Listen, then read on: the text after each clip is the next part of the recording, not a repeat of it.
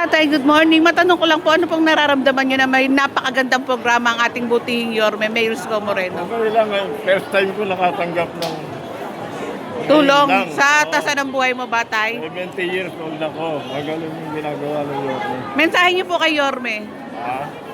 Sana tuloy-tuloy lang. Sana lahat makarating. Sana lahat maratingan ng tubig. Nakakarating tayo mula District 1, 2 hanggang 6, tsaka nung nakaraan din, 2025, nung naupo si Yorme, nagbigay na rin po.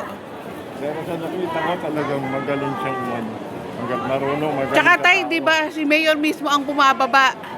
Hindi yung ano lang bigay or ano, alis, si Yorme talaga ang Hindi ako nagbibigay nanihira. din. Siya lang ang gumawa niya sa menu. Sabi ni tatay, si Yorme lang ang gumawa sa Maynila. Mensahe niyo pong pasasalamat sa ating butihing Yorme. Salamat kami. Pinuntahan kami ng mga maliliit na tao. Ayan, mahal na mahal po kayo ni Yorme. Salamat, tatay. Tapos si tatay, sabi ni tatay, ang galing, ang galing. Salamat, tatay. At maraming salamat po sa pagmamahal niyo sa ating butihing Yorme, Mayor Isko Moreno.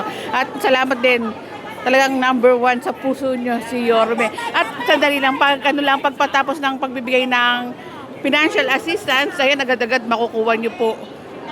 Hindi kayo pahihirapan sa gobyerno ni Mayor Isko Moreno. May kasama pa pong bigas pag uwi nyo. Kaya saludo talaga kay Yorme.